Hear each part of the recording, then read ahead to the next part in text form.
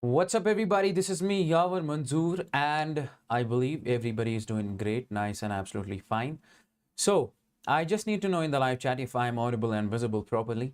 If you can see me, okay, till then, I need to do some sort of settings over here. Yeah, I need to fix this exactly. Yes, exactly. That's great.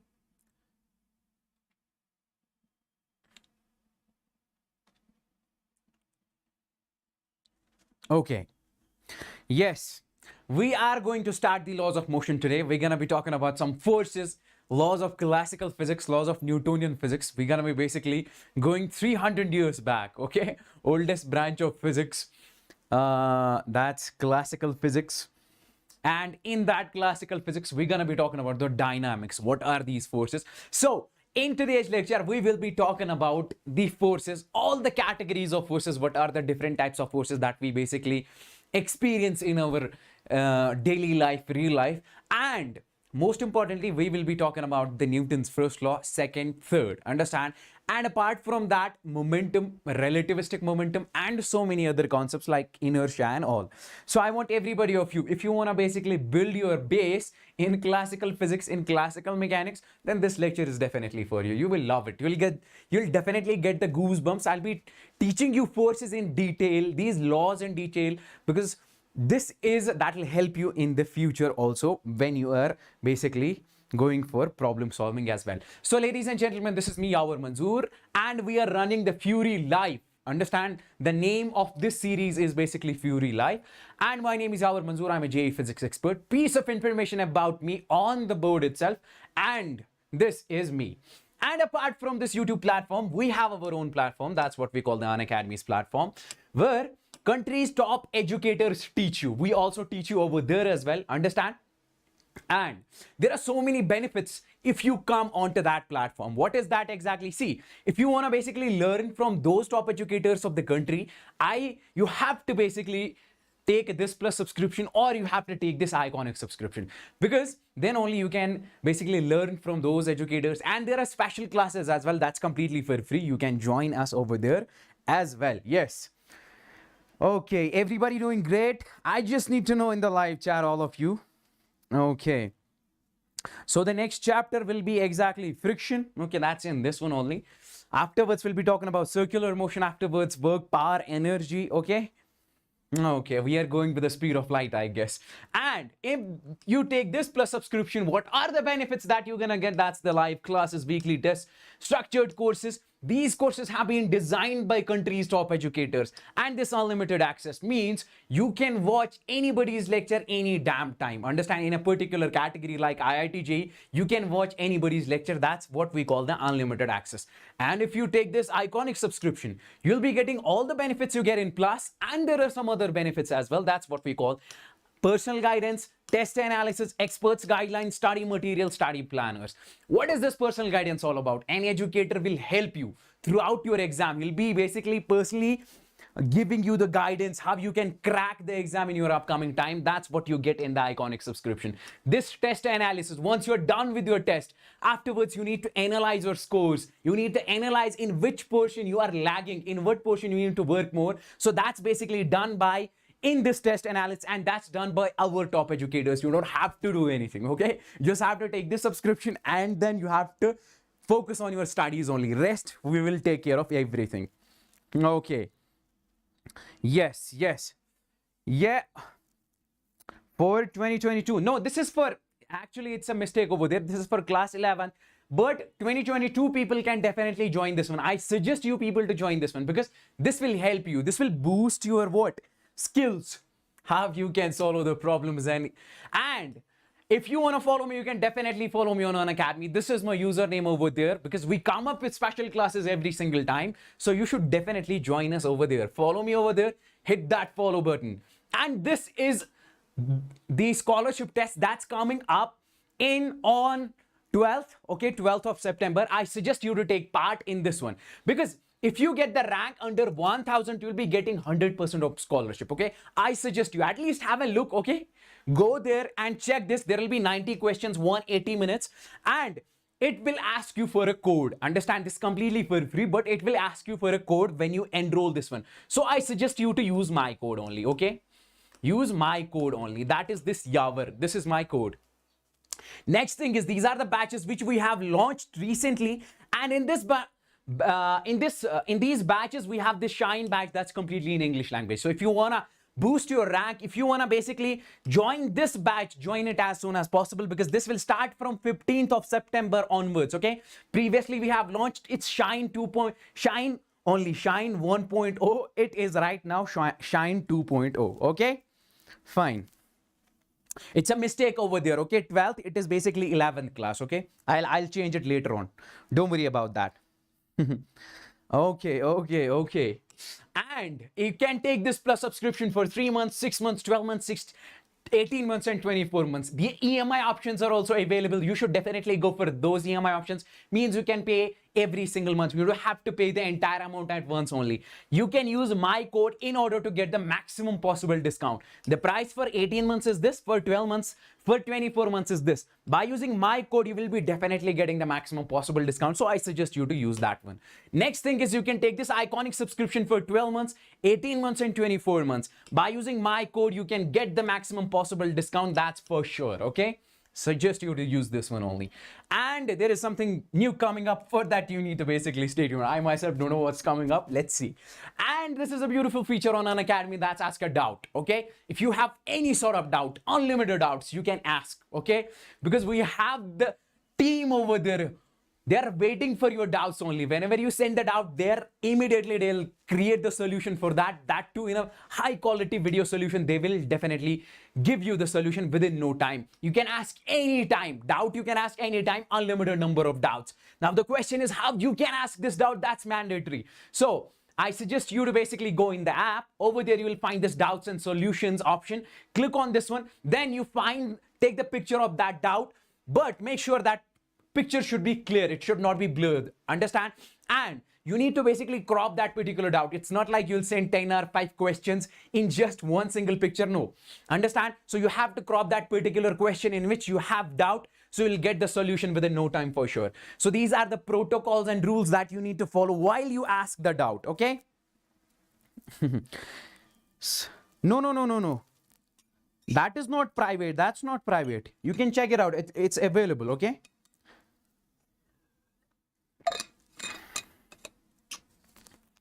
Okay. Now, let's basically talk about this one. Let's talk about this laws of motion. Before that, we need to basically go back to that previous story 300 years back. What this force is all about. Why do we basically study this laws of motion? Where does it exactly come from? That is the main point. If you want to understand the concept of physics, if you want to understand the physics very properly, if you want to get the goosebumps of the concepts, then you have to understand this fact. Why are you studying that concept? Understand? You need to compare that concept with the real life situations, then only you'll get the goosebumps real feel. Now, we say basically this branch is mechanics. This is one of the oldest branch of physics. In this mechanics, we basically study what? This is nothing but study of motion. If this car is moving from this point to this point, why is this car moving? Is there any sort of force acting on this one? If this car is exactly right now at this point, after some time, where will it go? What is its acceleration? How much displacement it has covered? What is its velocity? This all comes under mechanics. There are further 3 branches of mechanics. I have told you this story in detail previously when we were talking about the kinematics. So that is classical mechanics, quantum mechanics and relativistic mechanics. I have told you clearly. In this class 11th or for JEE 2023, we will be talking about this classical mechanics only. So further we divide this classical mechanics, that's kinematics, dynamics, statics. In this classical mechanics, we talk about the objects which are having finite size, linear speed. Understand? The particles, the objects which are having very less speed, 10 raised power minus 6, less than that, we basically categorize, we put those in quantum mechanics. We study the motion of those particles in quantum mechanics. And this relativistic mechanics is all about if the body is moving with the speed of light, like I'm going right now with the speed of light. So that we study in this relativistic mechanics. I have told you this story before, that's why I'm going a bit fast. Okay? Yes. Everybody like the video as soon as possible. Mark the attendance. That is the basic rule. Come on. Now, further, if we talk about this classical mechanics, we have further sub branches, that is kinematics, dynamics, statics. Okay. If, for example, this is a car, this is traveling in the forward direction. Okay.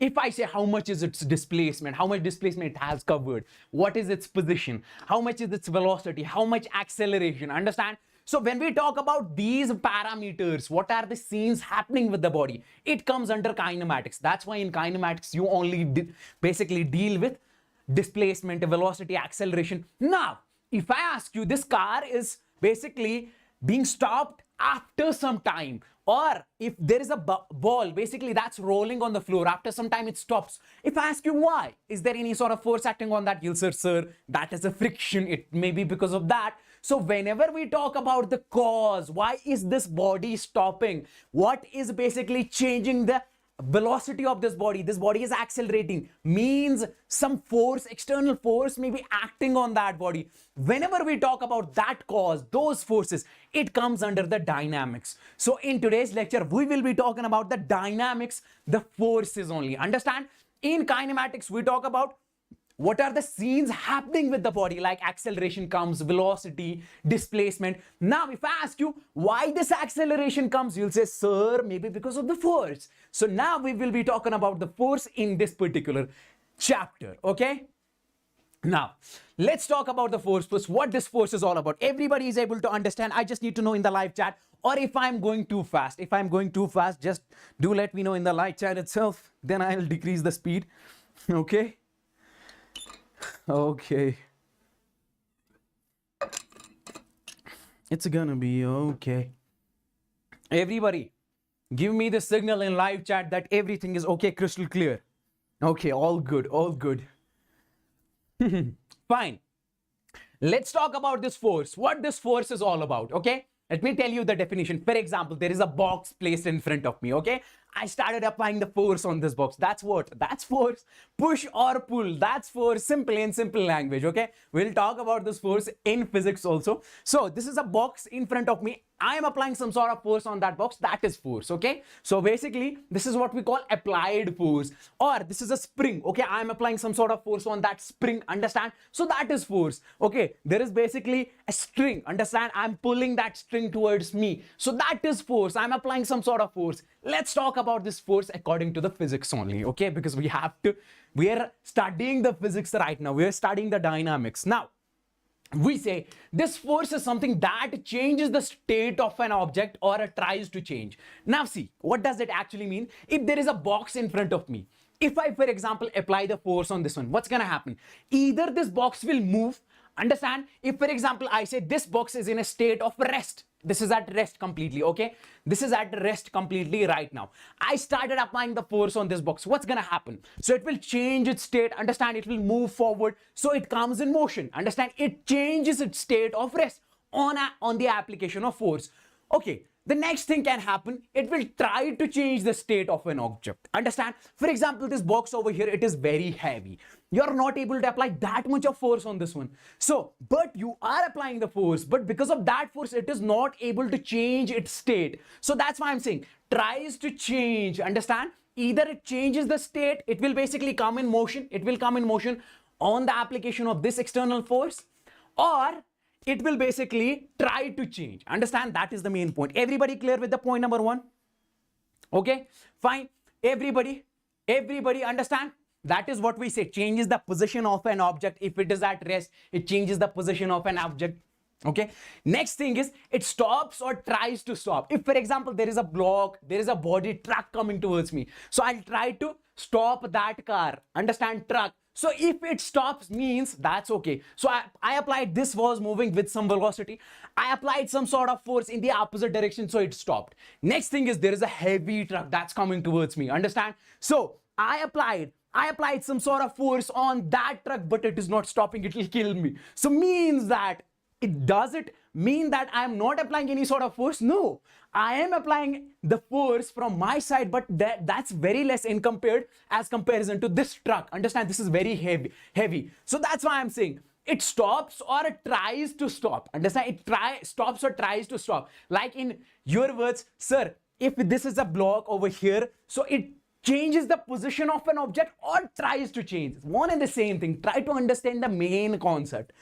Point number 2, let's talk about the point number 3. It changes the direction or tries to change the direction. For example, this is a block over here. Okay. This is moving in the forward direction with a velocity v. Fine. I started applying the force on this block in this direction, but nothing is basically happening to this block. So the direction is basically in the forward direction. It will keep on moving still in the forward direction. Or if I apply more force, for example, 100 Newton, because of that, it will change its direction. It will start moving in this direction. Understand? So in that case, that's why I'm saying changes the direction or tries to change the direction. Fine. Okay.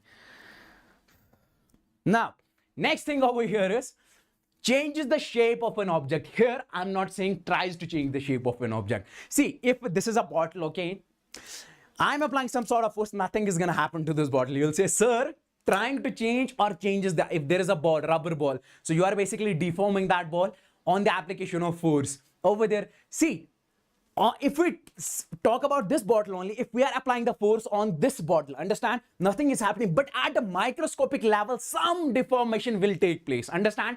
But over here, we see this is completely okay, but at microscopic level, some deformation will take place, because we say in this world, nobody is perfectly reached. If nobody is perfectly reached, so there may be some deformation. We are not able to see it, but there will be the change in the shape of an object. It will deform at a microscopic level.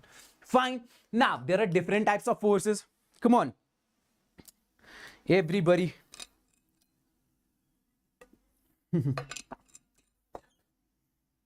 Now we have this. There are different types of forces, classification of forces. That is, some people say, some books say that is, there are non-contact forces, there are contact forces, there are nuclear forces, there are weak forces. Some say only there are contact forces, non-contact forces. We'll read all. Rest, let's talk about that later. What are the categories? How many categories are exactly there? We'll talk about all the categories. So non-contact force, contact force. What is contact force? For example, there is a block in front of me, okay? I started applying the force on this block, external force. This block is in front of me. I started applying the force on this block. Can I say this is what we call the applied force 100%? So until and unless I will basically, my hand will come in touch with that block, so nothing is going to happen to that block. Understand? So basically, my hand has to come in touch with that block, then only that block will either change its position or that will tries to change its position. For example, okay, if that block is not that much heavy, understand, this is a block, I started applying the force on this one. Until and unless I will touch it, it will not move. Understand? So that's what I'm saying. Contact force, when there is a contact between two bodies, then only that will move forward. Understand? Trying to get the feel what I'm trying to say over here. When there is a contact between two bodies, then we say the force between those two bodies is contact force. There are different types of contact force, so we'll be talking about that. For now, this is the definition. Understand? Like there is a spring over here, okay? I started applying the force on that spring. That spring will push me back. You go back, okay? In that case, I am applying the contact force. That spring is also applying the contact force on me. When my hand comes in contact with that spring, then only that is applying the force back on me. Understand? Everybody getting the feel? I hope so. And then comes this non-contact force.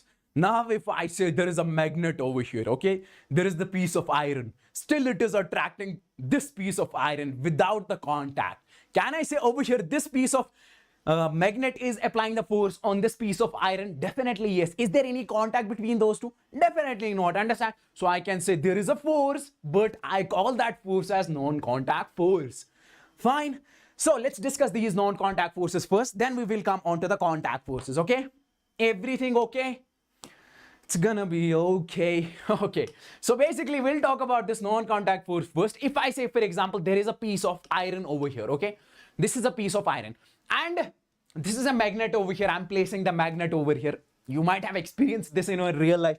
Place a table over, on that table, place a what magnet and piece of iron, it will attract it. Okay, now we say this will attract this piece of iron towards itself. So basically I can say this is applying some sort of force on this iron, that's why it is able to attract this towards itself. So over here, this force, is there any contact between these two? No. So we say this force is nothing but non-contact force. In your class 12th, you will basically see this force is because of the field over here. This will create the field around it because of that. So that field is basically the contact between this and this. But for now, we'll say there is nothing. We'll study this. If I say, for example, this is a magnet, this is another magnet, either they will repel each other, attract each other. So force between these two is the non-contact force. Now, there is another force that we call the electrostatic force. Instead of these two magnets, I am placing the charge over here. That's Q1, and I'm placing the charge over here, that is this Q2. Understand? You will study this electrostatic force in your class 12. Fine. Now, this is a charge Q1, this is a charge Q2. Between these two charges, they will also basically either repel or attract. That with what force? That is the electrostatic force, or that's what we call the Coulomb's force. First chapter in your class 12. Now see, we say basically if both the charges are positive, we say this is positive, this is positive. So this charge will repel this. You go away, don't come near to me. Understand? I don't like you anymore. So this will basically apply the force on this one in outward direction. I call that F, electrostatic. This will apply the same amount of force on this one, that is in outward direction. So this force is what we call the electrostatic force. Understand? This is Fe, and the magnitude, how much it is. Understand? So we can calculate this, that is K Q1, this Q2 by R square. Understand? Inversely proportional. More this distance, more will be the force. Sorry, less will be the force. Understand? And directly proportional product of the two charges. And this force we say is attractive or repulsive in nature. If I say, for example, there is a minus Q1 and there is a plus Q2 over here, in that case, positive, negative, what? They'll attract. Positive, repel. Like charges repel, unlike charges attract. So we say this will attract this one, this will attract this one with a force, what? Coulomb's force. Fine. This is attractive in nature. Attractive as well as repulsive. This is repulsive. Understand? And we say the magnitude of the force is this. It is along the line joining the two charges. Means it will act like this only, along this line. It will not act like this, So keep that thing in your mind. The next thing we have the gravitational force right now. What is gravitational force? Instead of these two charges, I'm placing the mass M1. This you will be studying in your gravitation. Okay, M1. And this I am placing over here, that is M2. So both of these will attract each other. Understand? This mass will attract this mass will attract this mass. With what force? That's what we call the gravitational force. Okay, the distance between these two is basically R. So they'll attract each other with a force that we call the gravitational force. Understand? Fg. This is only attractive in nature, no repulsive. Okay, there is love only in gravitational force. There is no repulsion. Fine. Okay, so what is the magnitude of these two forces? What is the magnitude of this force? We say this Fg is nothing but, that is G, this M1 mass and that M2, exactly like that only, electrostatic force, and R square. Understand? If you increase the distance between these two forces, understand? If you increase the distance between these two masses, force will decrease. Understand? If you decrease the distance, force will increase. Yes, it has to be crystal clear. Fine. Now, okay, we say this is only attractive. Only attractive in nature. They'll only attract each other. They'll not repel. Okay. Fine. Now you will say, sir, if this is a mass placed over here, this is another mass placed over, why aren't they attract? This is a very weak force. Okay. Very weak. So this is what we call the gravitational force between the two masses, attractive in nature. F is inversely proportional to R square. Okay. This is what we call the gravitational constant. Okay. Next is this weight. What is this weight? I'll tell you. For example, if I say, for example, this is the earth over here. Okay. We say if this is a block, this is being attracted by the center of earth. Understand? So this will fall down. Why? Because of this weight, mg that we're going to be talking over here. If the mass of this earth is m, and there is another mass, this I'll talk about this box. There is a box over here. So distance between these two is center of the earth to till this box is, for example, I would say this R, okay? Now, in this case, when there are two masses, there is a gravitational force. What is the gravitational force between the, I would say over here, it is having the small mass M. So can I say gravitational force between these two is nothing but that is G. What is the mass of M1? What is the mass of this one? That is this M. And this will be this M upon this. What is the distance between these two? That is nothing but R square, okay? Fine. In case of this. Now, we say this force with which the earth attracts the other objects towards its center. Understand? So that force, we give it a name as what? Weight. We say we represent it with the W. Now we'll say, sir, how this is equal to the mg. What is this? Is gm by r square. In this case, this quantity, we replace it by this g. That's what we call the acceleration due to gravity, because the dimensions of this is coming out to be the same as acceleration. We replace it with the g, that's acceleration due to gravity, and this m. So that's why we say this w is equal to this mg. Understand? That force, this weight is a force, that force with which earth is attracting the other bodies towards itself. Crystal clear? Come on in the live chat, man. Fine. So this was all about it. And basically we measure this force in Newton. Understand? Keep that thing in your mind. Okay, so you can basically check it over here also. For this mass is that nothing kg, and this will be meter per second square. Understand? So we represent this with the Newton. Now, could you please tell me the answer of this question? Yes. Could you please tell me the answer of this question as soon as possible? The explanation is very simple. The explanation is crystal and clear. No either, no other. Okay, to the point. Okay, we have to crack IIT. We have to crack JEE. We don't have to talk about the other stuff. And that is to the point. So now, a box is placed on the surface of a table. 10 kg, find the weight. How much is the weight acting on that box? Could you please tell me the answer of this question? So this is basically the table over here. On this table, a box is basically placed, okay? It's having the, it's 10 kgs, okay? 10 kgs. Mass of this box is 10 kgs. How much is the weight? Come on. In the live chat, all of you, we say simply that weight is acting. Keep this thing in your mind. This weight is not basically towards downwards. It is basically towards the center of the earth. Keep that thing in your mind. So we say that is m into g. W is equal. G we take as 10 meter per second square. Okay. M is how much? That is 10 multiplied by this 10 is 100 newtons in that case. Okay. Could you please tell me how much is basically the weight over here? This is basically a string. Okay. The mass is attached to a string. This is a string. The mass is attached to a string. And how much is the mass of that box? That is 20. In this case, could you please tell me what is the weight? You'll simply say it is very easy, sir. Not that difficult. Acting downwards in the downward direction. That is m into g. So w is equal to mg. How much is the mass over here? You will simply say that is 20. How much is the g? That is 10 meter per second square. So it will be nothing but 200 newton. Very easy. Moving on to the next. That we have the contact forces right now. Everybody understood till here?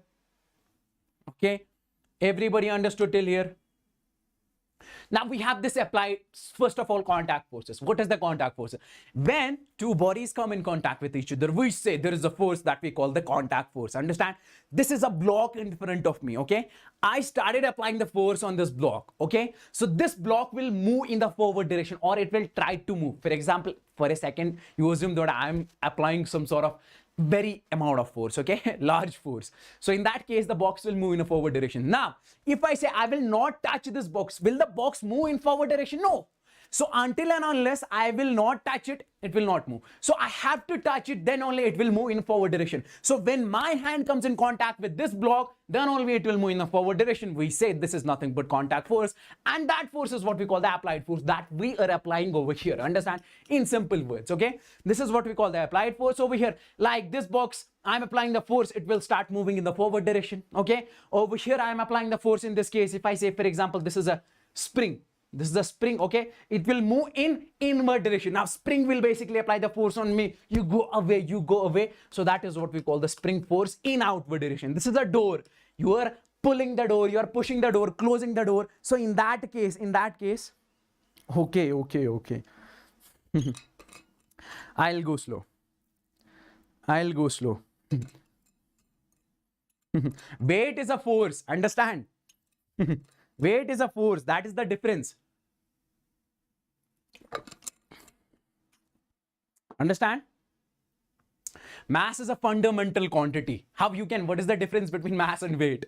How you can define how much is the actual quantity? Weight is how much force is acting on this block due to the earth. With what force earth is attracting this towards itself. Understand? Okay.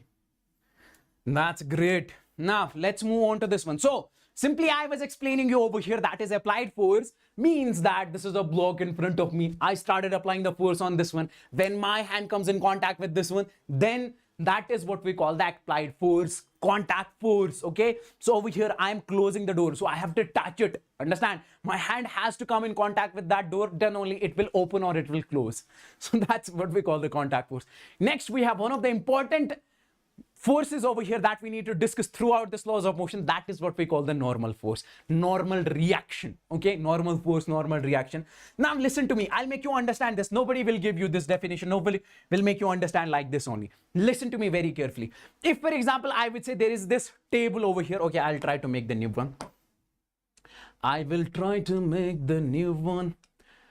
This is a table. Okay, this is a table and there is a box placed on this table. Okay, I'll just make this box with the other one. So this is a box placed on this table. This is a box placed on this table. Listen to me very carefully. Now, if I say for example, this box, it is having its own electrons, it is having its own protons, atoms, molecules. Forget about electrons, protons, atoms, molecules. Now, if I say, for example, these are the atoms of the box, okay? With the red color, okay? Red color, atoms of this box, understand? Now, so, and this table is having its own atoms and molecules. These are the atoms, okay? I'll just show you over here, okay? Fine. Now, when this block is coming in contact with this table, so means the atoms of this block is coming in contact with the atoms of this table. Can I say it like that? Very simple definition, okay? Fine. Fine. Now the point over here is the atoms of this table will start applying the force on the atoms of this block. This block, understand? That force is what? Electromagnetic in nature, and that's a push-based force. Everything is going out of your mind. See. The atoms of this block is coming in contact with this one. Now, these atoms will start applying the force on these atoms. I will show in upward direction. So this atom will apply the force on this one in downward direction, push based, away, repulsive force. So same is the case happening over here, same is the case happening between these two. So this is the scenario over here, this is the scenario over here. Fine. Now these are all the small forces. Now if I ask you to tell me the resultant of all these forces, you will say, sir, it is very simple. So all the forces in upward direction, so there will be the resultant force. So can I just represent that resultant force with this one? So these downward forces, what? So that is what we call these resultant force. Understand? Net resultant force, net force. Now the point over here is, this is what? This is the resultant forces of all these forces which are acting on the atoms of the box. Means which are acting on this box. Means this force is acting on this box. Understand? This force is acting on this box. Listen to me very carefully. So basically, who is applying this force? You will say, sir, it is because of these atoms, atoms of the table. So means ultimately I can say it is because of the table. Table is applying the force on this box. Fine. That's a push-based force. This force we call as normal force. Now this force we call as normal force away from the block, understand? So on this block that's a repulsive push-based force. Understand? This is what is the exact feel, how this normal force comes into play, okay? So that's why we say this normal force is on this block, this normal force is on this table. So whenever the two bodies come in contact with each other, the two bodies will apply the normal force on each other. This will apply the normal force on this one, this will apply the normal force on this one. This is the proof, okay? We say this force is electromagnetic in nature. So these two atoms are applying the force on each other. It has to be electromagnetic, okay? And it is perpendicular component of contact force. One of the beautiful points over here. I'll make you explain it over here. Now see, When we talk about the contact forces, there are two components of contact forces. First one is friction, second one is this normal force. If I say, for example, this is the block, this is this one, okay? So there will apply two forces over here. There will apply two forces over here. First one that you will study, that you will be studying in the upcoming time, that is the frictional force that will apply, that is parallel to this one, that is parallel component of contact force. And this, which is perpendicular to this one, is nothing but the normal force. This is a push based force. Understand? Away from this one, away from this one, always perpendicular to the point of contact. It has to be perpendicular. Means with this one, it has to make the 90 degrees at this point. If this force is acting at this point, so it has to make 90 degrees. It cannot be like this. It cannot be like this. It cannot be like this. It is perpendicular exactly. You can understand it like this also, okay? There are so many explanations, okay?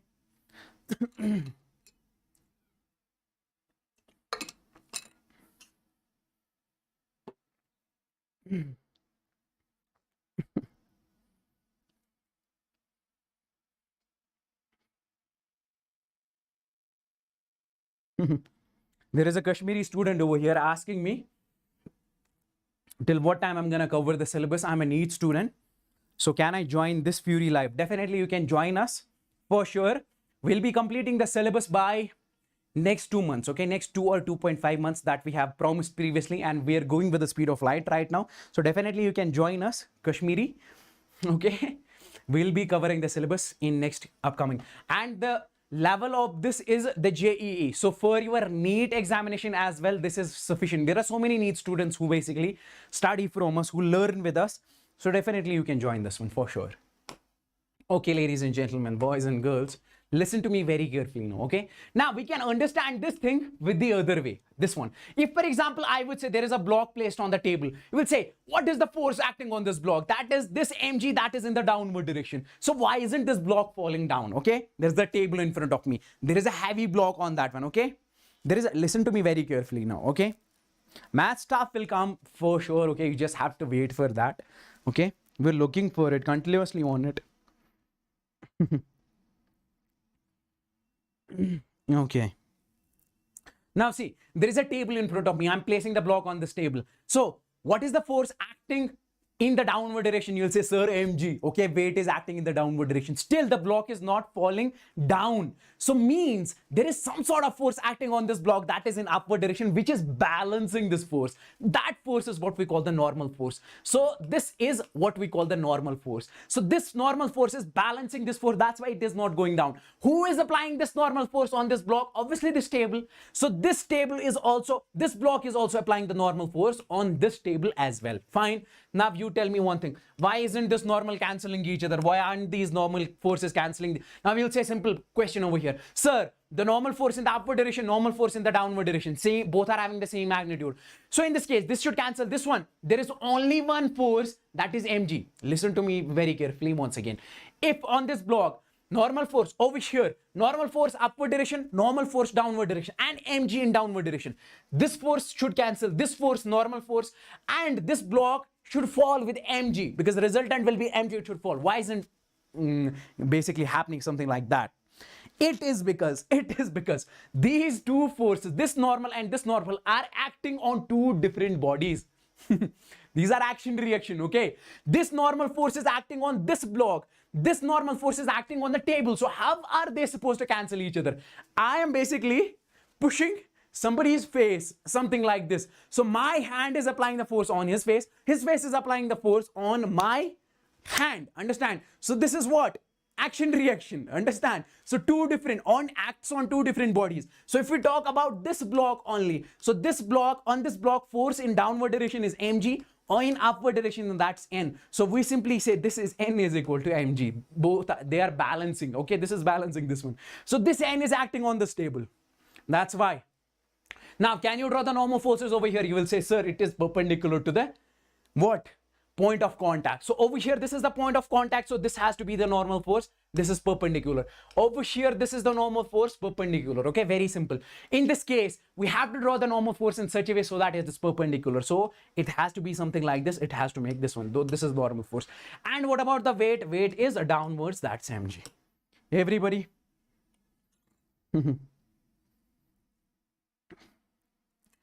Fine, clear?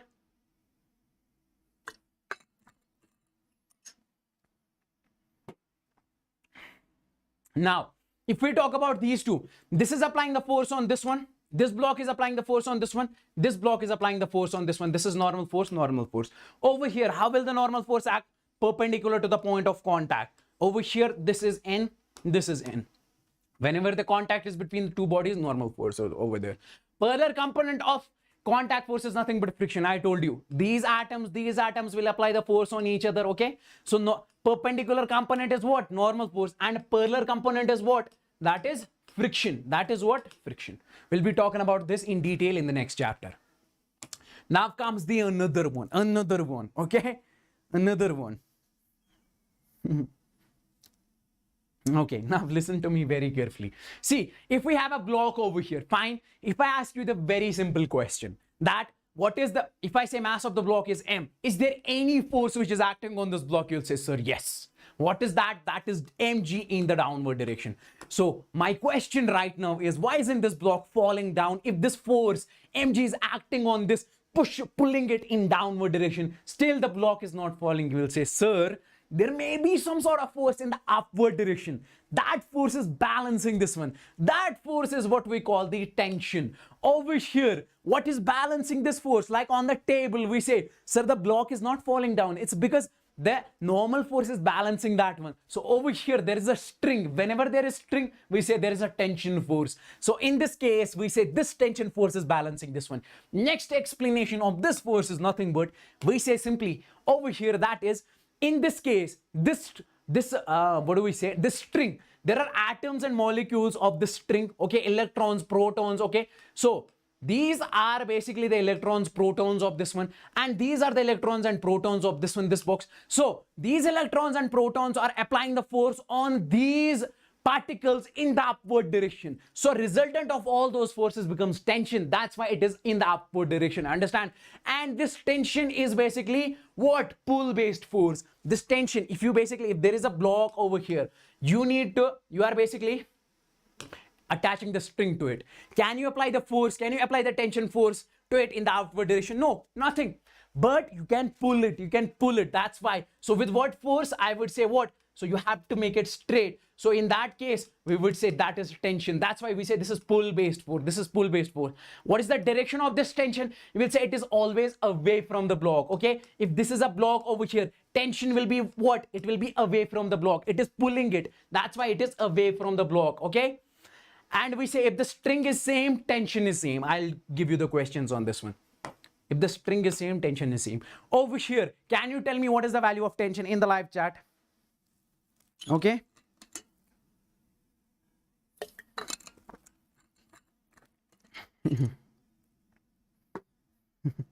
Thank you so much. Litika. Now, come on, all of you, I just want to know what is the tension, how much is the tension over here. Let's say, sir, this block is over here. This is in equilibrium, at rest, not falling down. So means, what is the force in downward direction? Sir, that is nothing but mg. Understand? That is how much? You'll say, sir, that is nothing but 10 into 10. Understand? That is nothing but 100 Newton. Sir, if this is 100 Newton acting in downward direction, no force is in the upward direction. Is there any force in upward direction? So this is in equilibrium, means there is the force, that is tension, which is in upward direction. That's why this force is balancing this force. In that case, we say upward force is equal to downward force. That is T is equal to 100 Newton because T is equal to mg. Moving on to the next one. Can you draw the tension in this case? You will say, sir, it is very simple, not that difficult. When string is different, tension is different. When string changes, tension changes. Understand? So over here, in case of the string, we'll say, sir, over here, tension is T1. Over here, away from the block, it is T1. Because string is same, tension is same. Over here, string changes. We say over here, it is nothing but T2. Over here, it is nothing but T2. Understand? Tension will be same, tension will be same. But in case of both of these, tension will be different. Okay?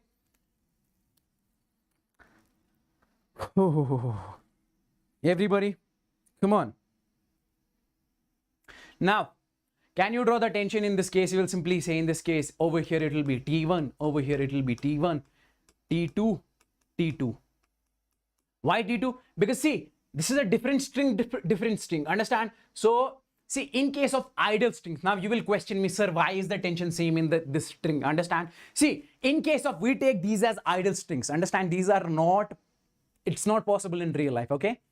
Idle concept. So imaginary concept. We take a string in which electrons and protons are having basically this, the pattern of electrons and protons are exactly same. That's why at every point they will apply the same force, that is same tension. That's fine. Okay. And over here you will say, sir, it is T2 only because string is same. Okay. There is a pulley, but string is same. So this will be nothing but T2. And over here it will be T3 and it will be 3. Fine. Moving on to the next one. Can you tell me what is the correct option? Tell me the tension. Understand in both the strings. Option A, B, C, D is given over here. Come on, all of you. All of you.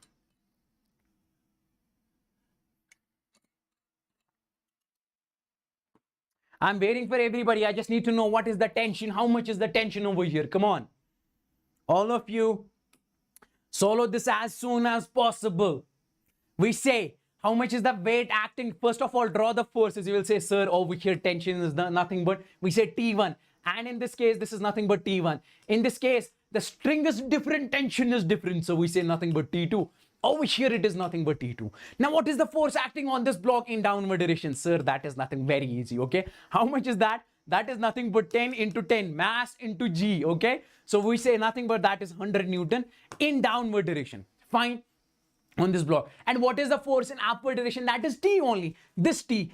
And this system is in equilibrium. At rest means upward force is equal downward force. If we talk about this block, what is the force in upward direction? You will say, sir, that is T1. What is the force in downward direction? That is this 100 Newton, mg. So you will say, sir, this T1 is 100 Newton. Let's talk about the T2. If we draw this block over here, okay, of this is 5 kg. What is the force acting on this block in downward direction? First of all, it is mg, okay? It is mg. That is how much? 5 into 10. That is how much? 50. Can I say this is the 50 Newton in downward direction in this case? Yes. Now, what is the another force acting on this block? You'll say, sir, there is this T1 also acting on this one because of this string. Understand? That's in downward direction. So that is this T1. Okay, I'll just draw it with the other one.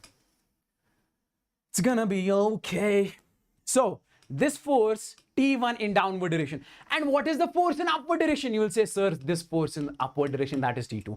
Already we got that value of T1. That's done. Now let's find the T2. You will say, sir, this block is also in equilibrium at rest. So upward force is equal downward force. What is the upward force? That is T2. What is the downward force? That is mg plus T1. So this is mg plus this T1. So how much is mg? That is 50. How much is this T1? That is 100. So can I say this T2 will come out to be, that is 150 Newtons only. So T1 100, this is 150, option number A, okay? Everybody? B. 100 and 150, who is saying B? You need to basically balance this one. What is the force acting on this block in downward direction? T1. What is the other force? That's mg. So in upward direction, this one.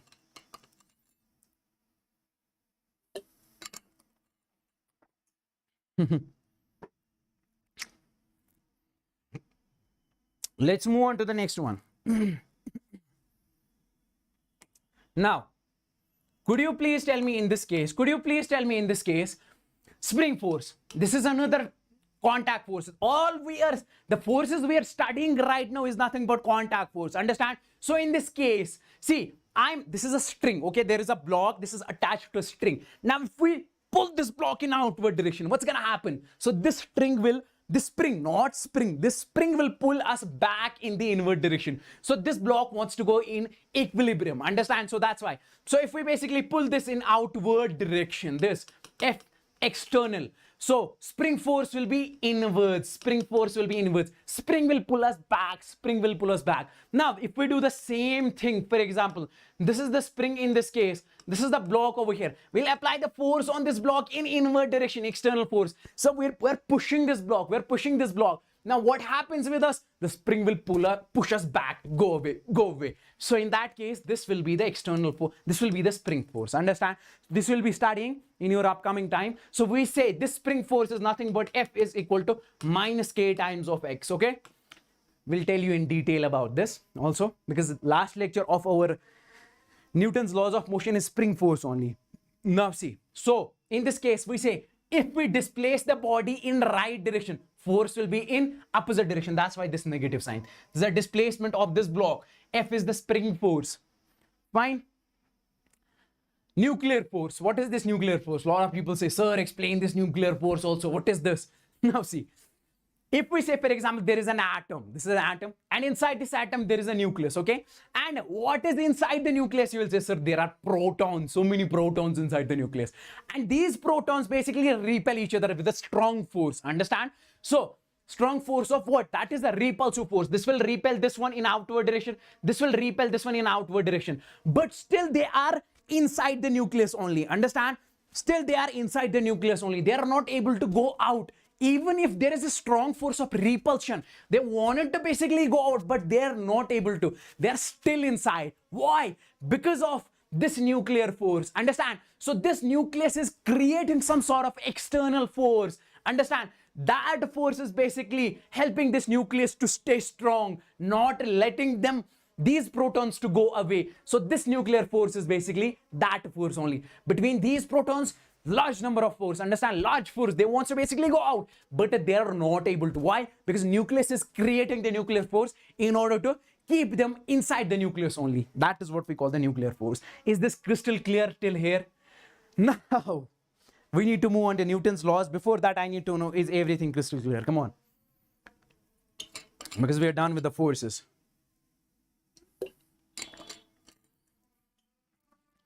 Yes, this is for class 11th JEE 2023, but JEE 2022 people can also join. There is a mistake on this thumbnail, okay, for 12th. Sorry for that.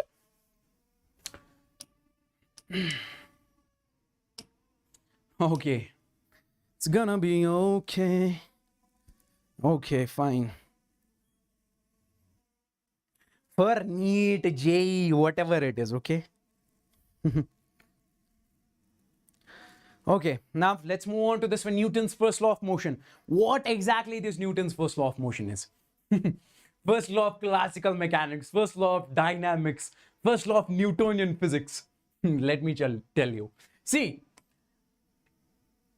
I'll tell you the clear definition. If there is a block, okay, this is a surface, okay, on this block there is a box placed, okay. Now I applied some sort of force on this one in this direction. I applied another force in this direction, but these two forces are exactly same in magnitude. Means there is a block, I applied the force from this side, 10 Newton force. My friend is applying the force on the other side with same 10 Newton force. Understand? 10 Newton, 10 Newton.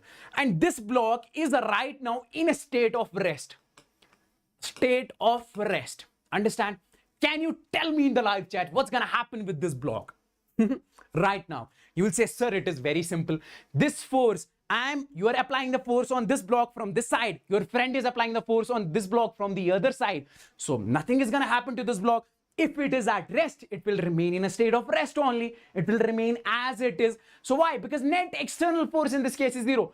10 Newton cancel each other, okay? Now, if that guy increases, then some changes may happen. But in this case, can I say F net and external means net external force in this case is 0. Can I say it like that? Value of internal forces is something 10 Newton, but net external force is 0 in this case. Can I say it will remain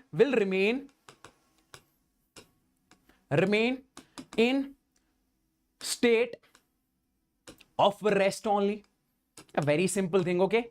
Everybody, it will remain in a state of rest only. No, okay, it remains in a state of rest only.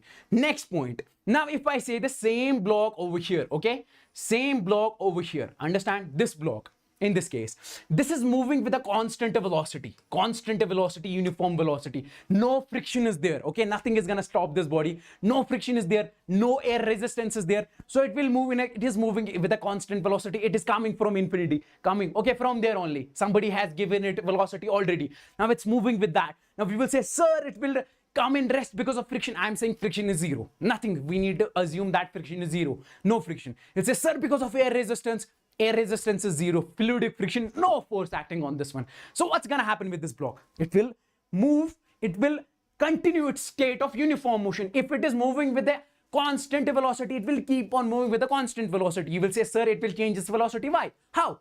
It will change its velocity only if there is external force. That force will act on this velocity. It will move faster, velocity will change. But there is no force acting on this one. So it will keep on moving with a constant velocity, uniform motion. Clear? Now, what exactly I'm doing over here, I started applying the force on this block in this direction. When this block reached over here, I started the force from this direction. I call that force at F.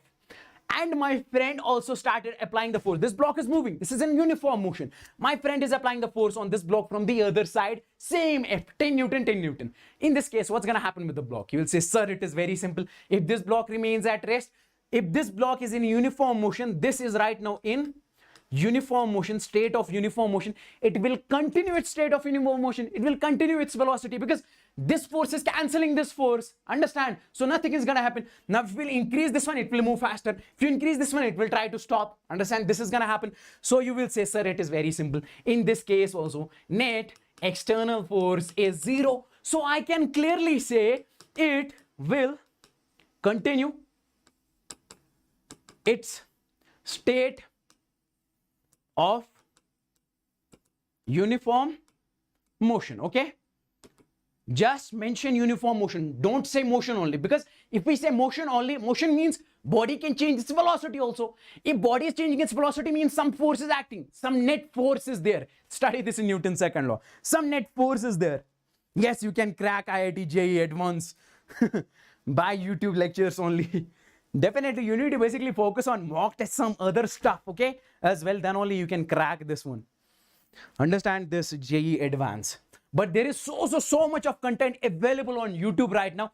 Definitely, if you take the help of these YouTube lectures, and if you take the subscription from Unacademy also, I would suggest you that, because there are mock tests which are highly important. Understand? Weekly tests, in order to crack this competitive exam, weekly tests are mandatory. Okay, you cannot basically go it like this, reading the theory, solving the problems. You have to basically follow up some plan. Okay, according to that plan, like every single week, you need to basically analyze your scores and what portion you are lagging. So that's mandatory. If you can do that, definitely you should go for that.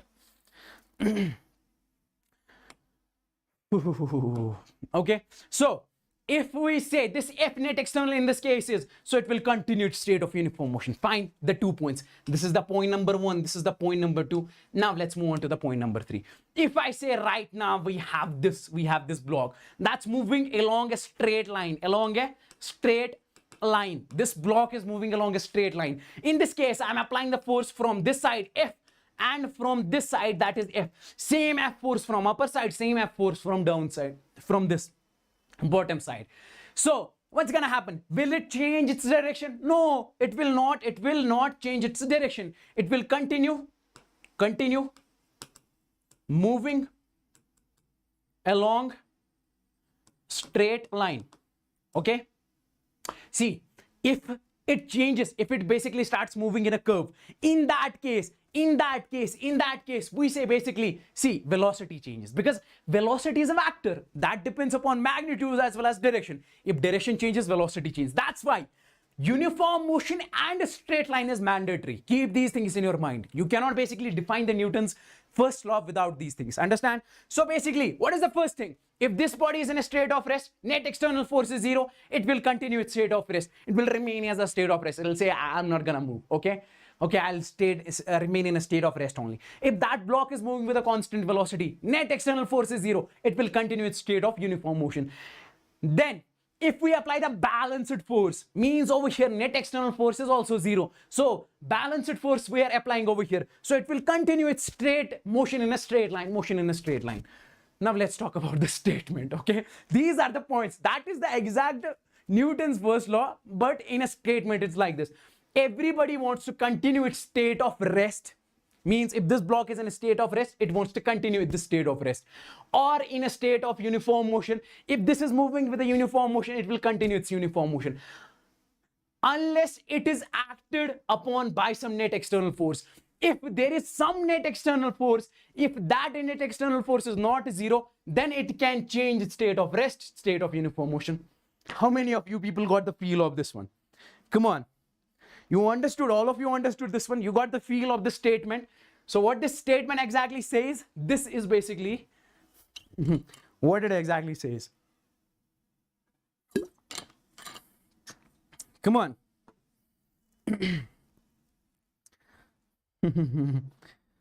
That's okay. Got the feel. This is what we call the feel, okay? You got the goosebumps? There's a difference between feel and goosebumps. When you get the goosebumps, means you got the real feel, okay? You got the real understanding of that concept. Once again, repeat. It took me almost 10 minutes, okay? Akshay Kumar. Where is your Ravina Tandon? Okay, I'll repeat it. So basically, everybody wants to continue its state of rest or state of uniform motion until and unless it's acted upon by some external force. So what exactly I'm trying to say over here is, this is a block, okay? There is a force acting on this block, this force, same force. So means the net external force is zero. If this is in rest, it will remain in rest only because this force is killing this force, net external force is zero. Now, if this block is moving with constant velocity, so in that case, this force is equal to this force. Over here also, net force is equal to zero, net external force. So it will keep on moving with a constant velocity. Point number second. Third, if this block is moving along straight line, you are applying the balanced force. This force, F force from upside, F force from the bottom side. So in that case, it will continue because net force is zero. This is cancelling this one. It will continue the motion in a strong line. That's what everybody wants to be, in a state of rest or state of uniform motion in a straight line until and unless you apply some external force, net external force. Now, okay.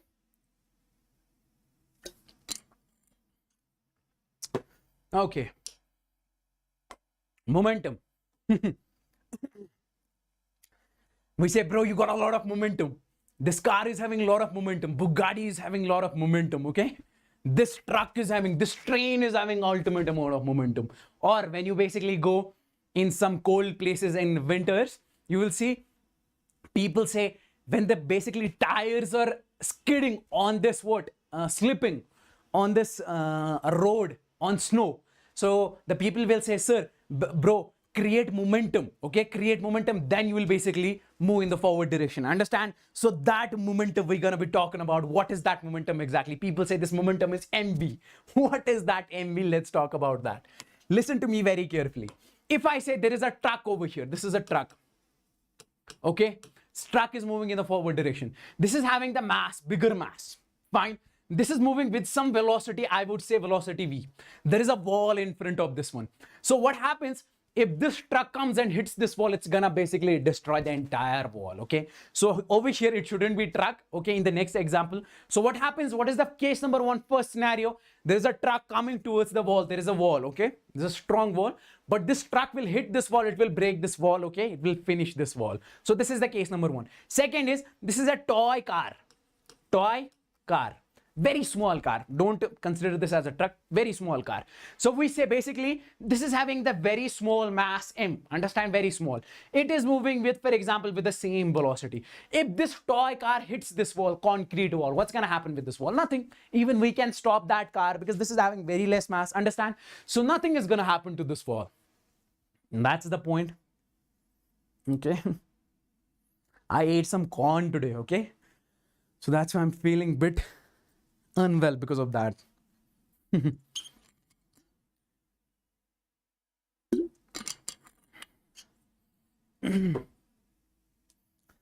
Now see, so nothing is gonna happen to this wall. Understand? Listen to me very carefully. In first case, mass is more, velocity is more, it will basically break this wall. In second case, mass is very less because this is having very less mass. And velocity is okay, tik-tak. So this, what's gonna happen with this wall? Nothing will happen to this wall because mass is very less. Now, In first case, what I'm exactly doing, I am decreasing this velocity. The truck is now moving with very less speed, understand? Like by exactly walking speed of a person, understand? So it's moving with a walking speed of a person, like very slowly. So in that case, if this truck will hit this wall is also very strong. What is happening? What's going to happen to this wall? Nothing, understand? So in order to break this wall, you have to basically increase both mass as well as velocity. There should be the greater mass, there should be the greater velocity. Now, the simple question that I ask you that should basically hit your mind, that is, so what is the reason that is hitting this wall? Only mass or only velocity? You will say, sir, only mass. Okay. If previously, now it is only mass, velocity is very less, nothing is going to happen to this wall. You'll say, sir, only velocity. This is having great velocity. Understand? Okay, this is having great velocity, but not that much mass. Nothing is going to happen to this wall. Means if you need to break this wall, the value of mass should be greater. The value of velocity should be greater. So when we have both, understand, there is a mass which is having great velocity. There is a great mass which is having, which comes in motion. When this scene happens, a third quantity is being generated in that mass. That third quantity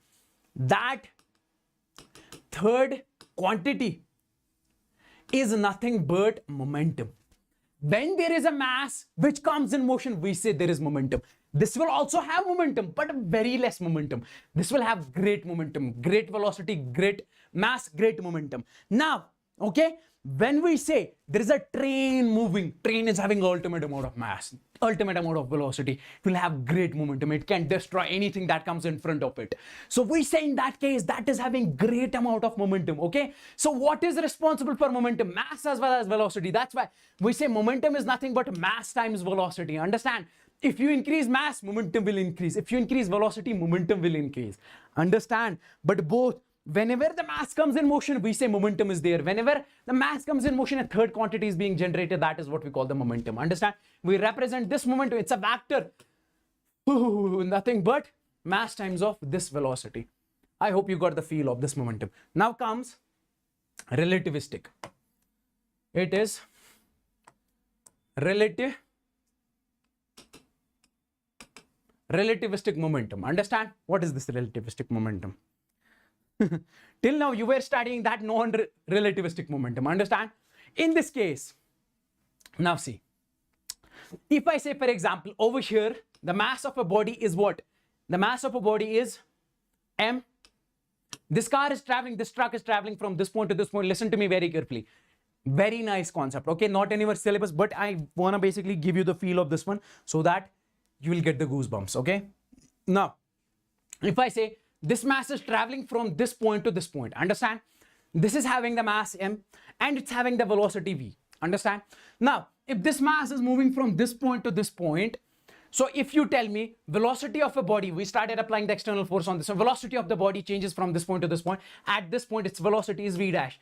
Over here, it was 30 meters per second. Over here, it was 50 meters per second. Velocity changes from this point to this point. Now, if I ask you the simple question, very simple question, could you please tell me the momentum at this point? You will simply say, very nice. That is P is equal to mass times velocity. Mass is what? M. Velocity is what? V. You will say over here, what is the momentum? So P is equal to, you'll say mass of a body is, that is M. Velocity is over here, V dash. Okay, V dash. Now, listen to me very carefully. I'm asking you, from this point to this point, velocity of a body changes, but you are taking the mass as constant, m. But according to a relation, m is equal to m naught by root of 1 minus v square by c square. Mass of a body changes. In this case, this is what we call the mass in motion. Mass in motion or actual mass. Actual mass. This is what we call the rest mass. Rest mass. Understand, this is the speed of that body. This is the speed of the light. I'll make you understand this one. Listen to me very carefully. Let me just take 5 seconds break. I'm tired.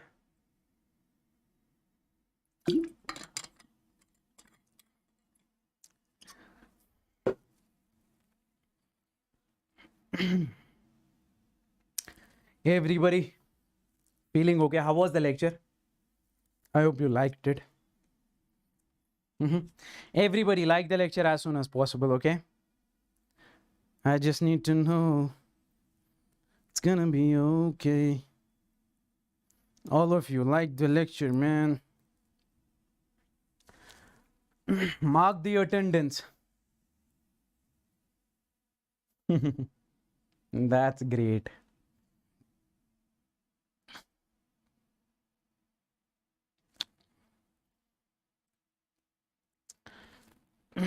Okay, let's get started. So, what I'm saying is that at this point you calculated the momentum, that is mv. At this point you calculated the momentum, that is mv dash, fine. So you are keeping the mass as constant. But according to a relation, whenever the mass comes in motion, whenever any body comes in motion, its mass changes. Now you'll say, sir, we take in a simple, in normal life, we take the mass as constant. I'll tell you why. Now see, listen to me very carefully. I'm not gonna go in detail in this one, because this is going to take a lot of time. I have created the video on this separately. That's on the channel itself. Okay, you can watch that one. Now see, if I ask you over here, this mass is what? Mass in motion. Means whenever the body comes in motion, at that point of time, if we calculate the mass of that body, that is what we call the actual mass. Mass in motion. When that body is at rest, if we calculate the mass of that body when that body is at rest, so that time its mass is called as rest mass. Understand? That is the definition of actual mass or mass in motion or rest mass. The rest mass is not the actual mass. Mass in motion is the actual mass. So means m is equal to m naught, means m is equal to m naught by root of 1 minus v square by c square. Means according to this relation, whenever the body comes in motion, mass changes. See, whatever the body has the mass at rest, if this was equal to this one, then it should be m is equal to m naught only. But there is something in denominator also, okay? So means according to this relation, mass of a body changes. Mass of a body changes. 1 minus v square by c square. If the mass of a body changes from this point to this point, how you can calculate the momentum at this point exactly? So you cannot say it is mv dash. Understand? See, you will say, sir, at this point we can find the velocity what? By ds by dt. Velocity. At this point v dash we can also find, that is ds by dt with the same relation. Now at this point, at any point, how can you find the mass in motion? By this relation only. Understand? Root of 1 minus v square by c square. V is with what velocity that car is moving. If I ask you to tell me the mass of this body at this point, you will say, sir, the velocity of this body is v dash. Over here you will put the v dash. Speed of light is 3 × 10 raised power at that square. Okay, so that's why you will get the mass of this body exactly over here, that is this m. So you will put that in the momentum equation. You will get the momentum at any point. How many of you people understood this one? Come on, all of you. You getting me? Now you have a question in your mind, sir, in real life we take the mass of a body as constant. Why is it like that? I'll tell you. See, in real life, with what speed you can basically move? 100, 200 meter per second, 30 meter per second, 40. Okay, not more than that. Now, if you put the 30 over here, that is 30 square upon 3 × 10 raised power 8 square. Okay, 3 × 10 raised power 8 square means a very, very, very small quantity by very, very, very, very large quantity. Understand? So this term will be approximately 0. So it will be root of 1 only. Root of 1 is 1. So m is equal to m naught only. That's why we say m is equal to m naught. Rest, that is equal to rest mass. If the body comes in motion, that is equal to the rest mass only. अरे आया समझ क्या? समझ में आया क्या? मगज में आया क्या? Everybody got this?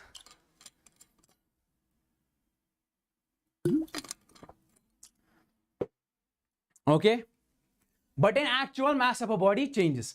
So if I ask you to tell me the momentum at this point, you will say it is very simple. That is P is equal at this point, any point. That is, what is the mass at this point if the body is moving? This one. That is rest mass of that body upon root of 1 minus v square. 1 minus this v square by c square multiplied by this velocity with velocity that car is basically moving. Fine. You got the feel of this one? This is what we call the relativistic momentum. Understand? Okay, that's great. Let's move on to the next concept. That's what we call the Newton's second law of motion. After this, we have Newton's third law.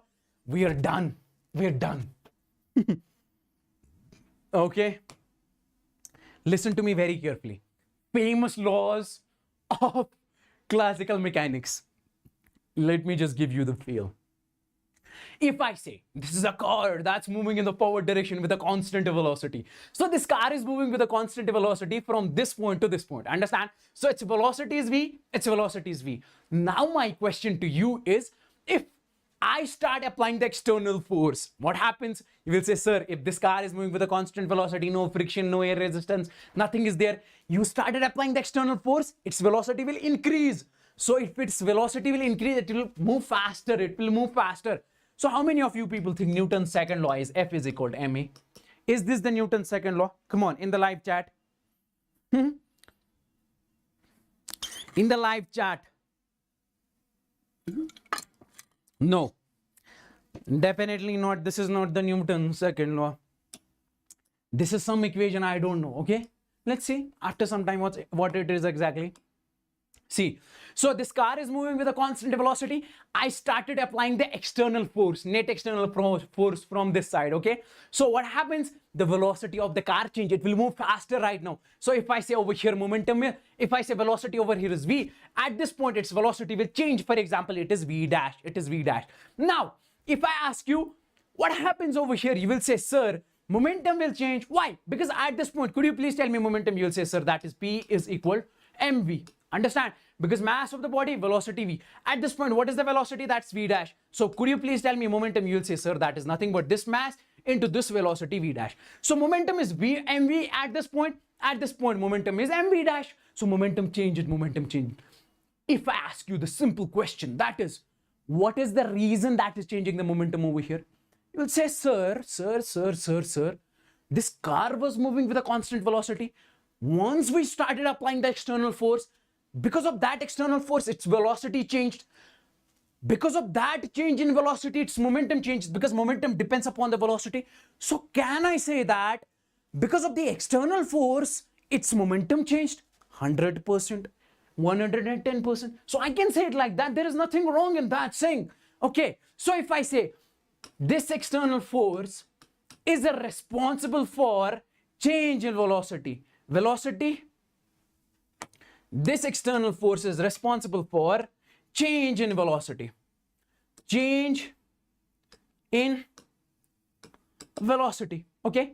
Now, this change in velocity is responsible for change in momentum. Changing momentum. Can I say it like that? So ultimately, I can say that this external force is responsible for changing the momentum. Very simple. So because of this external force, momentum is changing. Now my question to you is, from this point to this point, from this point to this point, how much is the change in momentum? Means for this time interval, if I say this is delta t, for t2, time over here is t2, time over here is t1. For this time interval, how much is the change in momentum? Understand? You'll say, sir, it is very simple. I'm asking you what? To tell me that is a delta p. Understand? From this point, you will say momentum at this point is P1. Momentum at this point is P2. How much is P2 minus P1? Delta P. Understand? So, how much is exactly that delta P from this point to this point? You will say, sir, it is very simple. You are asking me to tell me this. Delta P by delta T. For this much of time from this point to this point, how much is the change in momentum from this point to this point? Yes, sir, it is very simple. Can I just write it equal to that is external force? And you will say, sir, how? See, what is this exactly? Rate of change of momentum with time. From this point to this point, delta P by delta T. What is that? Rate of change. That's why I keep saying you every single time, this rate of change is a golden concept. So over here, from this point to this point, if I ask you how much is the rate of change of momentum, you are saying, see, the more we apply the force over here, the more we apply the force on that car, the more velocity change, the more will be change in momentum. So this is rate of change of momentum. So more fastly will change momentum. Listen to me very carefully what I'm trying to say. All of you, stay over here.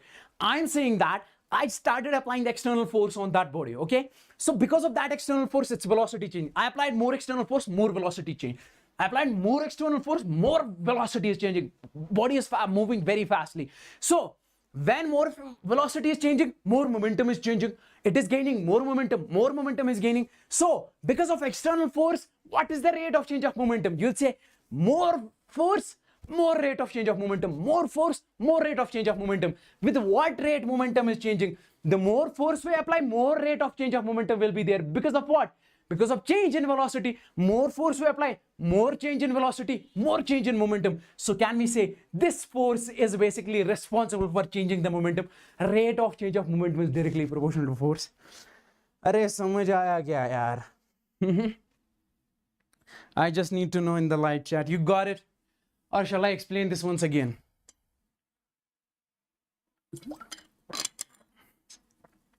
You got the feel?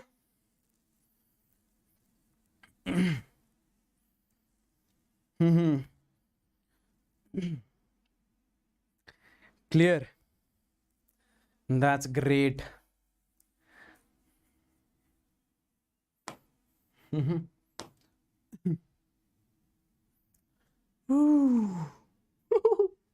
Now see, so basically what I am trying to say over here is, this is what we call the what?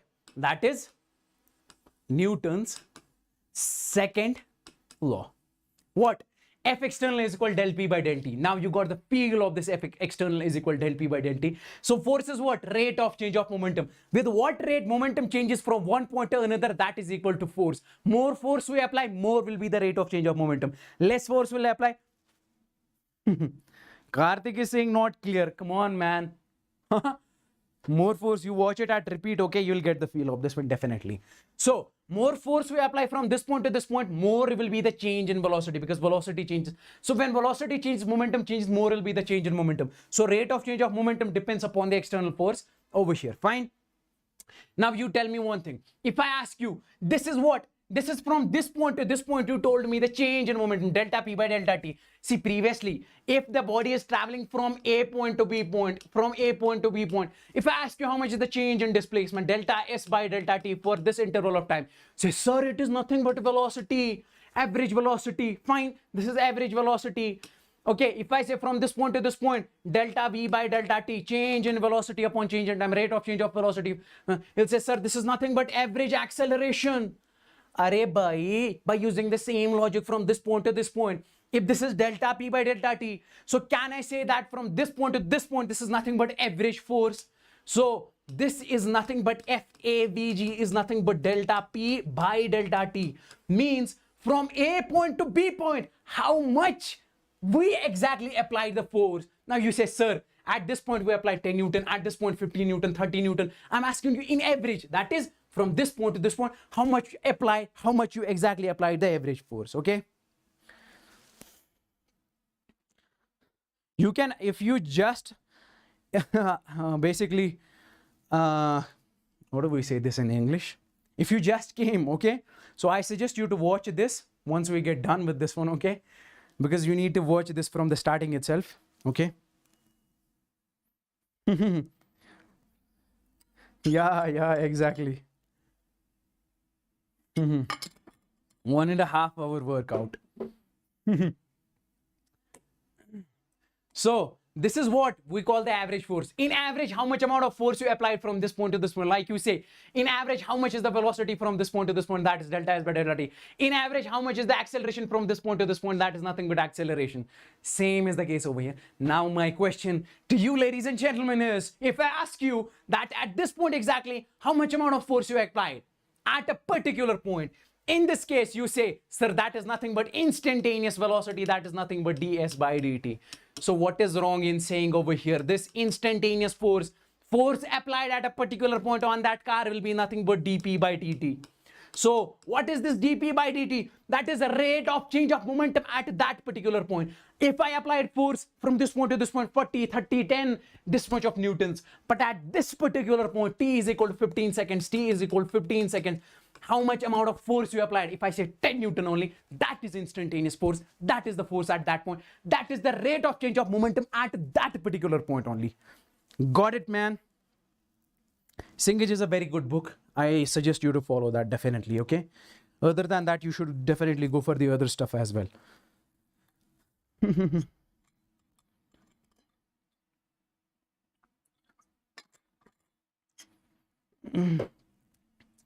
Everybody. So you got this one. this is actually the Newton's second law, okay? Del P by del T, dP by dt. So this is the instantaneous force. So what is Newton's second law? Defines force only, okay? Rate of change of momentum. Fine. Okay, great concept. Now I'll tell you this one. Slope of momentum type curve. Listen to me very carefully. If I say, for example, this is acceleration and, or you say simply this velocity, this is velocity and this is time, okay? In that case, if the velocity time, if the car is basically moving, its velocity time graph is coming out to be something like this. If I ask you to tell me, in this case, from this point to this point, from this point to this point, could you please tell me from this point to this point, could you please tell me what is the slope? You will say, sir, it is very simple. It is very simple. You will say at this point, the time is t1.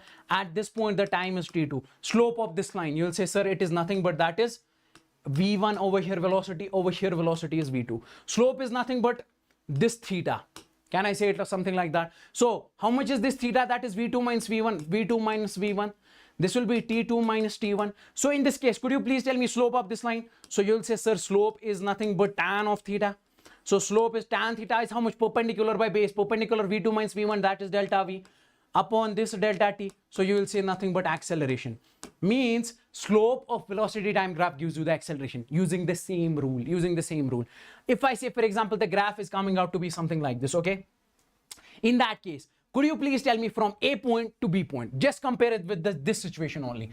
From A point to B point, the graph of this situation, car moving from this point to this point, is coming out to be something like this. From A point to B point, from A point to B point, could you please tell me the slope? You'll say, sir, it is very simple. We have basically calculated 1,000 times previously. So at this point, time is t1. At this point, time is t2. At this point, when the time is this, means that time t1, momentum is p1. This is time t2. When the car reached over here, momentum is, this is t2. Exactly compare this. We are basically drawing the graph of this situation only. So this is t1, this is t2. So at this one, time t2. So can I say this is momentum is what? P1. At this time, momentum is what? P2. Can you tell me the slope of this one, sir? Very simple. That is this P2 minus P1 upon this T2 minus T1. So the graph slope will be exactly tan of theta. Sir, this tan theta is perpendicular by base. That is delta P by delta T. Arey, what is this delta P by delta T, ladies and gentlemen? You'll say, sir, it is very simple. Delta P by delta T is nothing but average force, okay? Simply external force, okay? So can I just write it is nothing but FAVG or average delta P by delta T. So can I say it like that? Graph of slope of momentum time curve gives you the average force, okay?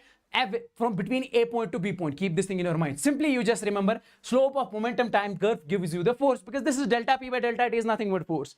You got it, man? Everybody? I just need to know. Slope of momentum time curve gives you the force. Like this velocity time gives you the acceleration. Simply momentum time curve gives you the force. Now if I say, for example, the graph is something like this, only this is P and this is exactly T. I'm asking you to tell me the slope at a single point over here. You will say, sir, it is very simple. You will draw a tangent over here. You will check how much amount of theta it is making this one. So slope at this point exactly, slope at this point exactly, slope at a point in case of momentum time curve is nothing but tan of theta. You'll check the slope of this tangent. So that is nothing but dP by dt. So means this gives you nothing but FINS, instantaneous force. Understood? Got the feel? Yes.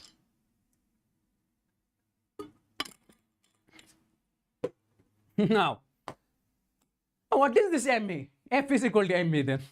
Newton's second law, we clearly understood everything, but we didn't see this F is equal to MA anywhere. Let's talk about this F is equal to MA. If I say, for example, the car is traveling from this point to this point, understand? The velocity of the body over here is V. The velocity of the body over here is V dash. If we started applying the external force, F external. Okay, that's simple. This car is moving in the in this direction with the velocity V, constant velocity. We started applying external force. Its velocity will change. Over here, its velocity is V dash. So can you tell me the momentum at this point? You will say, sir, it is very simple. Not that difficult. That is MV. At this point, how much will be the momentum? You will say simply, that is MV dash. So momentum changed from this point to this point. If I ask you to tell me the change in momentum, very simply, you will say, sir, this delta P is nothing but P2 minus P1. Okay, P2 is over here, P2 is over here. If I say time interval between this point and this point is delta T, T2 minus T1. So this P2 minus P1 is nothing but, what is P2? This is final momentum, okay? That is mv dash. What is initial momentum? That is mv. This mv dash minus v. So m we took out because m is same, constant. So m, delta v dash means v, that is delta v. Okay, final velocity minus initial velocity. Now, okay, just keep it on this side only. Now I'm asking you the simple question. From this point to this point, can you tell me what is the rate of change of momentum? Hey sir, it is very simple. You have told you as previously. So delta P by delta T is nothing but force. Understand, external force. You'll say, sir, it is very simple. This external force, can we just write what is delta P from this point to this point? That we basically solved. M delta V by this delta T only. Yeah, what is this delta V by delta T? Sir, this is nothing but acceleration. Rate of change of velocity with time is acceleration. So F is equal to ma. We got this relation. So what exactly I'm getting? I'm getting the external force only, okay? So I'm getting the external force only. So because we are calculating the external force, rate of change of momentum with time, external force. Now, in what case? Over here, when we took the mass of a body as constant, mass came out. Over here, mass came out delta V by delta T. In that case, we can find the external force.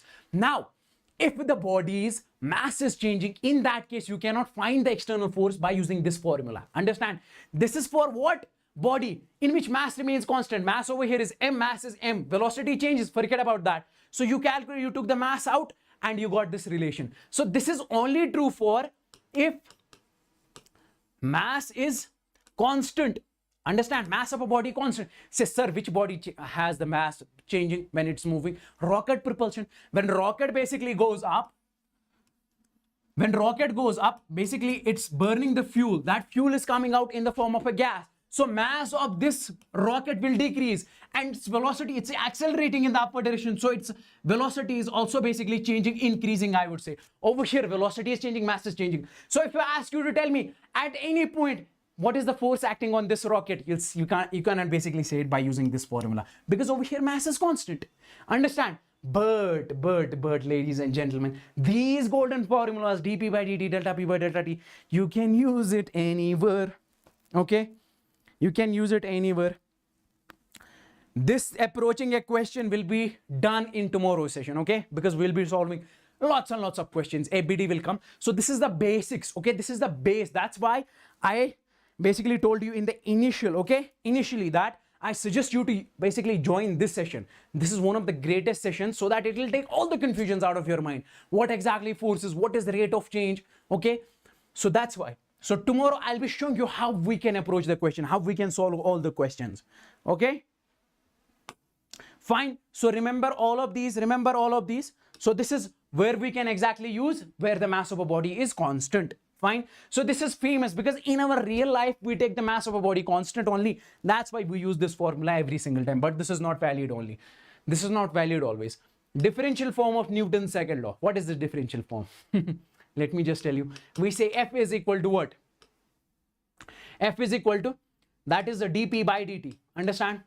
If a car is traveling from this point to this point, okay? From this point to this point. Now in this case, if I say mass of a body is changing, velocity of a body is, mass is not constant, velocity is not constant. Understand?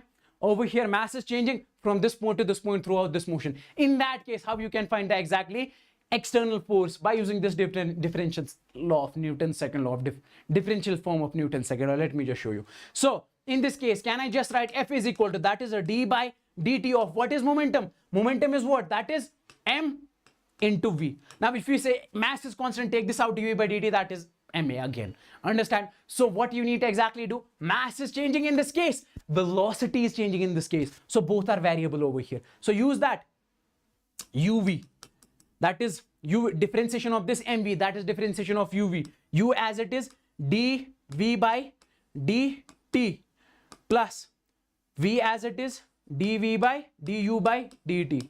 Understand? That is what you are supposed to use over here. So F is equal to m out dv by dt plus v as it is dm by dt. So this is the differential form of Newton's second law.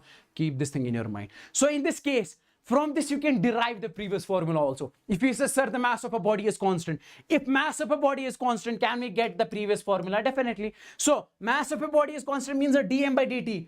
Differentiation of constant is what? 0. So this will become 0. This into this 0. So we can definitely get m into dv by dt. That is once again ma. Fine.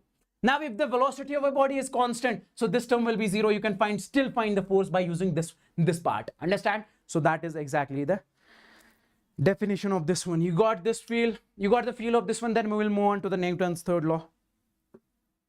Come on.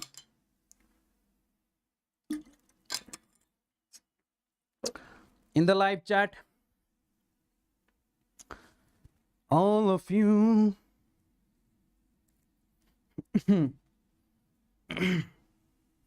Okay, now we have this Newton's third law. To every action there is equal and opposite reaction. You might have studied this 1,000 times before. Okay.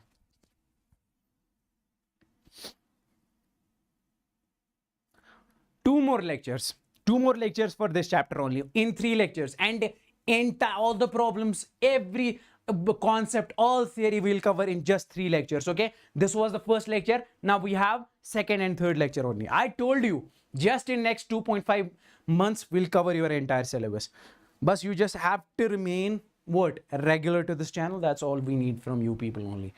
So Newton's third law of motion. Newton's third law of motion. To every action there is equal and opposite reaction. What is that? There is a, listen to me, there is a for example, I would say there is this spring. Okay, this is a wall. Okay, this is a wall. There is a spring attached to this wall, this spring. Okay, and I am over here. Exactly, I am applying the force on this one, on this spring. If I'm applying the external force on this one, applied force on this one, this spring will apply force back on me. Okay, I am basically hitting somebody.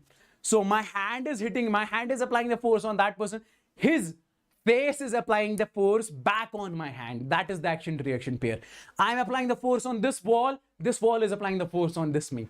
Okay, there is this table. Okay, on this table there is this block present. So this table is applying the normal force on this block is applying the normal force on this table.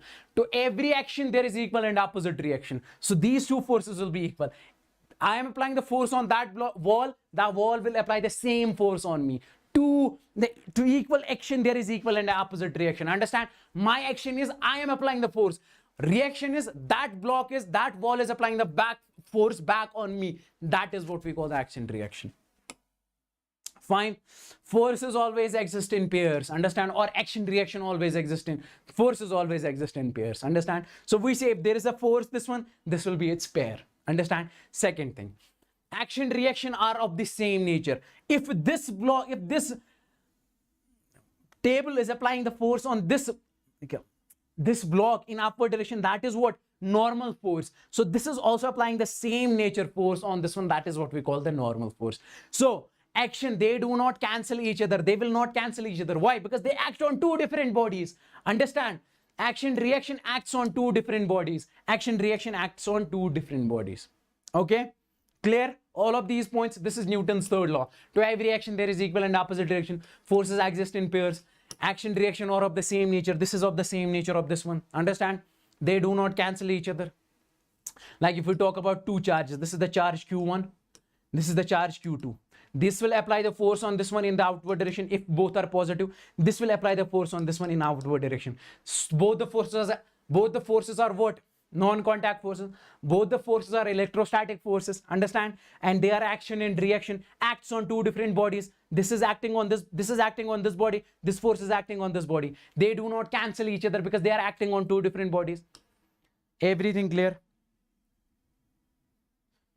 Thank you, ladies and gentlemen. I hope you liked the lecture. If not, then still you have to like this lecture in the down below. I don't want to hear anything. Just hit that thumbs up button as soon as possible. Okay? Okay, fine. Thank you. I hope every concept is clear now. What is first law, second law, third law? Every damn thing. Thank you. Okay. Great. All of you hit that like button right now, right here.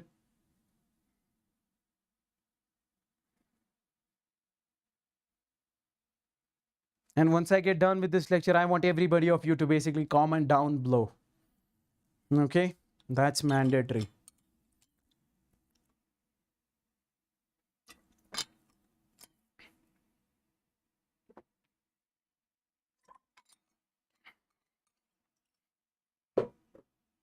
That's great. Apart from this YouTube platform, ladies and gentlemen, we teach on Unacademy's own platform. That's what we call the Plus. Over there, you can take the Plus subscription, Iconic subscription.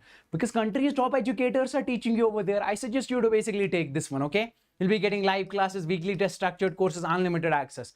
And in this Iconic subscription, you'll be getting personal guidance, test analysis, experts guidelines, study materials, study planners, every damn thing you'll be getting it over there only. Okay? Fine. And if you can just follow me, just hit the follow button on Unacademy. This is my username over there. And I suggest you to basically go for this test. Okay, I'm very serious about over here. Okay, see, you should basically go for this test. This is a scholarship test. If you get the rank under 1000, you'll be getting 100% scholarship. Okay, there are high chances you can basically get this scholarship. So I suggest you to basically go for this test as soon as possible. This will be on 12th of September, and you can use my code in order to enroll in this one. Okay, I suggest you to basically give this test. Now, these are the batches which Unacademy have launched recently. This batch is particularly for English people, understand completely in English language. So you should definitely join this one in order to boost your rank. And most importantly, you can take this Plus subscription for 3 months, 6 months, 12 months, 18 months, and 24 months. If you take this for 12 months, you'll be getting the maximum possible discount by using my code. This is the price, this is price, this price. Use my code to get the maximum possible discount. And EMI options are also available. Keep that thing in your mind. And if you take this Iconic subscription for 12 months, 18 months, 24 months, so the code is over here. The code is over here. You can definitely join me. You can definitely join me. And this is the Ask a Doubt feature on Unacademy. If you have any sort of doubt, you can definitely post it on Unacademy. One of the beautiful features right now inside Unacademy. Ask a doubt, unlimited number of doubts you can ask, and you can ask the doubt anytime. You'll get the solution, that to high quality solution in Hindi as well as English. How you can ask the doubt? There is a doubt and solutions option. Take the picture, upload it. Okay, the picture should be very clear. It should not be blurred, and basically crop that particular doubt. You are not able to send. You are not supposed to send 5 or 6 doubts at single time only. Okay. So this is what we call you will get the solution within no time. These are the do's and don'ts, what you need to keep in your mind in order to basically go for this option. Thank you so much, ladies and gentlemen. And if you like this video, please like it down below and comment and subscribe to this channel. Hit the bell notification as soon as possible. Okay, because you'll be getting the updates whenever we come live. Thank you so much. Take care. Take a chill pill. Bye-bye.